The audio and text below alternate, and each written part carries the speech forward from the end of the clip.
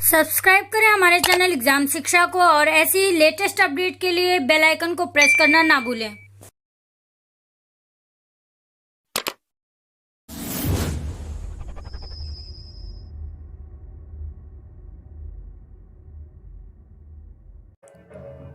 Hello guys, welcome on my YouTube channel exam Shiksha. I hope all you fine guys. आज का जो topic है वो है डीएनए और आरएनए। इससे पहले हमने पिछली क्लास में पढ़ा ग्लैंड चैप्टर, जिसको मैंने 3 पार्ट्स में कंप्लीट किया। तो आज का टॉपिक बहुत ही इंटरेस्टिंग होने वाला है, तो आप सभी बने रहिए हमारे यानी एग्जाम शिक्षा के साथ। लेकिन उससे पहले जो गाइस हमारे चैनल पर पहली बार विजिट कर रहे हैं वो चैनल को सब्सक्राइब करें, साथ ही में बेल आइकन को प्रेस करना ना भूलें ताकि वीडियो की हर नोटिफिकेशन आपको आसानी से मिलती रहे। तो ज़्यादा टाइम वेस्ट ना करते हुए हम बढ़ेंगे आज के अपने टॉपिक पे। टॉपिक हमारा बहुत ही इंटरेस्टिंग है, क्या है? डीएनए और आरएनए।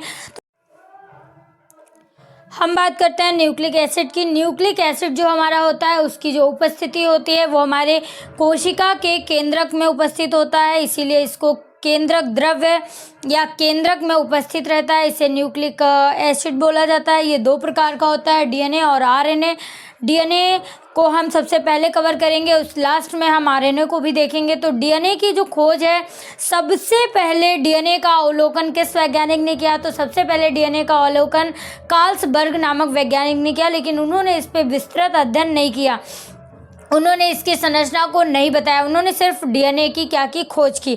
तो डीएनए का सर्वप्रथम अवलोकन किस वैज्ञानिक ने किया? कार्लसबर्ग नामक वैज्ञानिक ने किया। अब हम बात करते हैं जो डीएनए की संरचना है, जिस संरचना को देखकर आज हम लोग उसका अध्ययन करते हैं, स्टडी करते हैं, ठीक है। तो द्विकुंडलित मॉडर्न का जो अध्ययन था, मॉडल जो दिया वो दिया वाटसन और क्रिक, 2 वैज्ञानिकों ने दिया। इसके लिए उनको नोबेल पुरस्कार से भी सम्मानित किया गया। तो डीएनए की जिस संरचना का आज हम लोग अध्ययन करते हैं वो संरचना हमको किसके माध्यम से मिली थी? वाटसन और क्रिक ने। उन्होंने इस संरचना की खोज की थी। ये वाली जो संरचना यहाँ पे डायग्राम में आपको देखने को मिल रही है, ये द्विगुणित मॉडल है। द्विगुणित मॉडल की खोज किसने की? वाटसन और क्रिक ने। मतलब डबल हेलिक्स मॉडल जो दिया वो वाटसन और क्रिक ने दिया। काफ़ी बार एक एग्ज़ाम में क्वेश्चन पूछा गया है कि केंद्रक के अलावा जो डीएनए है वो और कहाँ कहाँ पे पाया जाता है। तो केंद्रक के अलावा जो डीएनए है हमारा, कुछ पार्ट माइटोकॉन्ड्रिया और पौधों में के क्लोरोप्लास्ट में पाया जाता है। तो डीएनए कहाँ कहाँ पे पाया जा सकता है? एक तो न्यूक्लियस में यानी केंद्रक में उपस्थिति होती है, दूसरा माइटोकॉन्ड्रिया में, और पौधों में जो है वो पौधों के क्लोरोप्लास्ट में इसकी उपस्थिति होती है, ठीक है। तो अभी हम इस संरचना का अध्ययन करते हैं। पहली चीज़, डीएनए को हम क्या बोलते हैं? न्यूक्लियोटाइड बोलते हैं। जो हमारा डीएनए होता है 2 चीज़ों से मिलकर बना होता है, न्यूक्लियोसाइड और फास्फेट, ठीक है। तो डीएनए को हम क्या कहते हैं? न्यूक्लियोटाइड बोलते हैं। डीएनए हमारा न्यूक्लियोसाइड और फास्फेट से मिलकर बना होता है, और न्यूक्लियोसाइड जो है सुगर और नाइट्रोजन बेस से मिलके बने होते हैं। अब डीएनए में 2 प्रकार के नाइट्रोजन बेस होते हैं, एक तो प्यूरिन, एक pyrimidine। आप सभी ने देखा होगा प्यूरिन में एडेनिन ग्वानिन आता है और pyrimidine के अंतर्गत थायमिन और साइटोसिन आता है। यूरेसिल भी pyrimidine के अंतर्गत आता है, लेकिन यूरेसिल आरएनए में पाया जाता है, डीएनए में नहीं पाया जाता है। और ये दोनों हाइड्रोजन बंध के द्वारा जुड़े होते हैं। ये है हमारा डीएनए। बहुत ज़्यादा विस्तृत अध्ययन हम इसका नहीं करने वाले हैं आज। तो डीएनए को हम न्यूक्लियोटाइड कहते हैं। न्यूक्लियोटाइड 2 चीज़ों से मिलकर बना होता है, न्यूक्लियोसाइड और फास्फेट। न्यूक्लियोसाइड जो है वो सुगर और नाइट्रोजन बेस से मिलकर बना होता है। डीएनए हमारा 2 प्रकार के नाइट्रोजन बेसों से जुड़ा होता है, प्यूरिन और pyrimidine। प्यूरिन के अंतर्गत ग्वानिन नामक नाइट्रोजन बेस होते हैं, और pyrimidine के अंतर्गत थायमिन और साइटोसिन नामक नाइट्रोजन बेस होते हैं, जो आपस में हाइड्रोजन बंध द्वारा जुड़े होते हैं। इसके लिए एक ट्रिक भी होती है, जो ए होता है एडेनिन, वो हमेशा डबल बॉन्ड द्वारा थायमिन से जुड़ा होगा, ठीक है, एटी। और जो ग्वानिन है वो ट्रिपल बॉन्ड द्वारा साइटोसिन से जुड़ा होता है, यानी ATGC, ठीक है, AT और GC। एडेनिन हमेशा थायमिन से डबल बॉन्ड द्वारा और ग्वानिन साइटोसिन से ट्रिपल बॉन्ड द्वारा जुड़ा होता है, पहली चीज़। अब हम बात कर लेते हैं क्रोमोसोम, गुणसूत्र। गुणसूत्र ही क्या है? कार्लसबर्ग ने जिसकी खोज की थी, यानी पूरे संपूर्ण डीएनए की खोज किसने की? कार्लसबर्ग ने। लेकिन इन्होंने इसका विस्तृत अध्ययन नहीं किया। अब हम लोग पढ़ते हैं न्यूक्लिक पदार्थ में, न्यूक्लियस पदार्थ में, आनुवांशिक पदार्थ में हम डीएनए को लेते हैं, गुणसूत्र भी होता है और जीन्स भी होता है, और ये तीनों चीज़ें कुछ अलग नहीं है, एक ही है बल्कि। अब आप गुणसूत्र, मनुष्य में कितने जोड़ी गुणसूत्र पाए जाते हैं? 23 जोड़ी, यानी जोड़ी में 23 ऐसे 46 गुणसूत्र होते हैं। ठीक है, मनुष्य मानव शरीर में कितने गुणसूत्र पाए जाते हैं? 46। अब एक गुणसूत्र की हम लोगों ने ली संरचना, ये क्या है? हमारा क्रोमोसोम है। क्रोमोसोम यानी कि गुणसूत्र। अब इसको जब, इसके एक पार्ट को जब खींच के देखा गया, यानी इसको सूक्ष्मदर्शी के माध्यम से इसका अध्ययन किया गया, तो इसकी कुछ संरचना ऐसी नजर आई। इसको बताया गया क्या है? डीएनए है। ठीक है, अब डीएनए वाले हिस्से को भी थोड़ा सा खींचा गया, तो क्या पता चला कि इसकी जो संरचना है ये है, इसी को हम डबल हेलिक्स संरचना कहते हैं।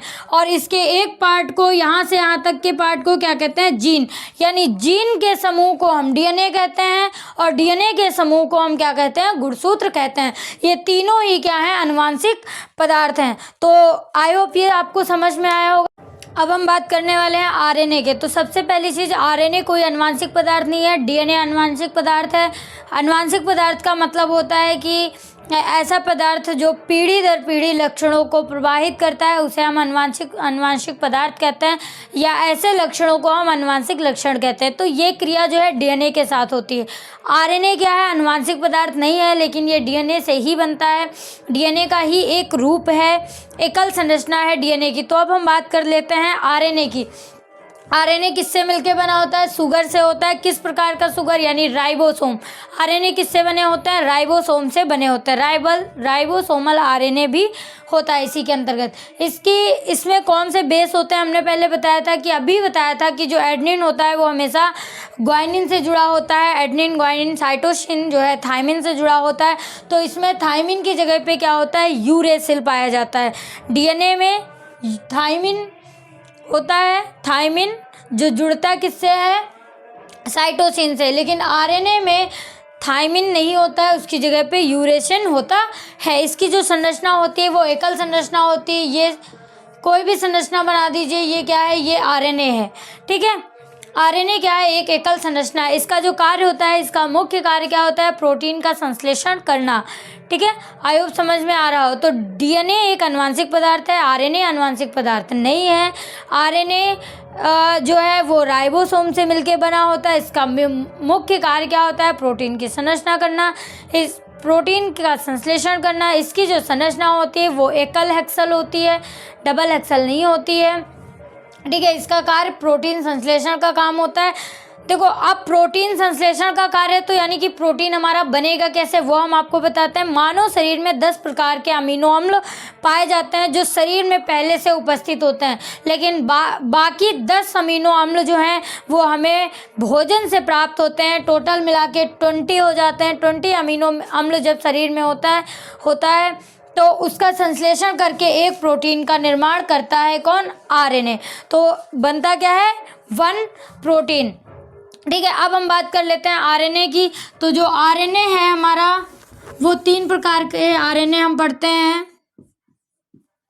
ठीक है, आरआरएनए,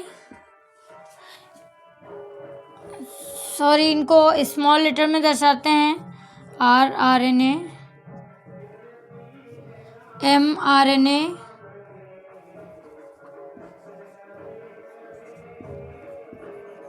एमआरएनए और टीआरएनए।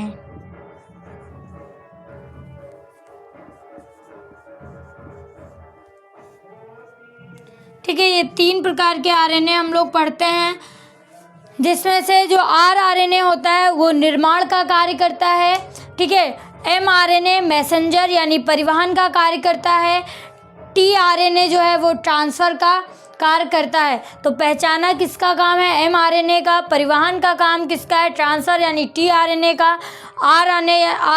आरएनए यानी कि राइबोसोमल आरएनए, यानी कि ये क्या करता है? प्रोटीन का निर्माण करता है। संश्लेषण का कार्य आरआरएनए का। मैसेंजर आरएनए पहचानने का कार्य। ट्रांसफर आरएनए परिवहन का कार्य करता है। तो ये 3 प्रकार के आरएनए हम लोग पढ़ते हैं। अब हम देखते हैं कि जो डीएनए और आरएनए के बीच संबंध होता है वो किस प्रकार से स्थापित होता है। पहली चीज़, एक डीएनए से दूसरा डीएनए बनता है, यानी टूट करके एक डीएनए से दूसरा डीएनए बन जाता है, यानी डीएनए से ही डीएनए का क्या होना, निर्माण होना। इसे हम कहते हैं रिफ्लेक्शन। ठीक है, अब डीएनए से टूट कर, क्योंकि ये संरचना है डबल हेक्सेल और ये मान लीजिए यहाँ से टूट गया तो ये क्या बन गया, ये बन गया आरएनए। तो डीएनए से आरएनए बनने की क्रिया को कहते हैं ट्रांसक्रिप्शन।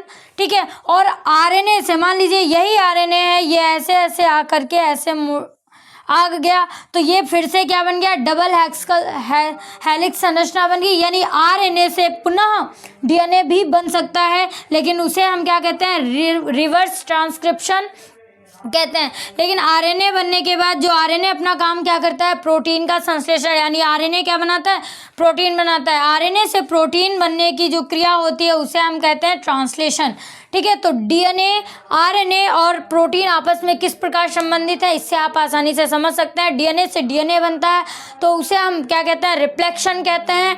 डीएनए से जो जब इस प्रकार टूट करके क्या बनता है, आरएनए बनता है, तो उसे हम ट्रांसक्रिप्शन कहते हैं। लेकिन उसी आरएनए से कभी डीएनए बन जाने की क्रिया को हम रिवर्स ट्रांसक्रिप्शन कहते हैं। आरएनए से जब प्रोटीन का संश्लेषण होता है तो उस क्रिया को हम ट्रांसलेशन कहते हैं। Guys, I hope so guys, आज की ये वीडियो आप सभी को बहुत पसंद आई होगी। वीडियो पसंद आई हो तो वीडियो को ज़्यादा से ज़्यादा लाइक करें, कमेंट करें और कमेंट सेक्शन में हमें बताना ना भूलें कि आज की ये वीडियो आप सभी को कैसी लगी। हम मिलेंगे अपनी नेक्स्ट वीडियो में एक नई वीडियो के साथ, नए टॉपिक के साथ। तब तक के लिए आप जुड़े रहिए हमारे एग्जाम शिक्षा के साथ। बाय बाय दोस्तों, take care and see you soon.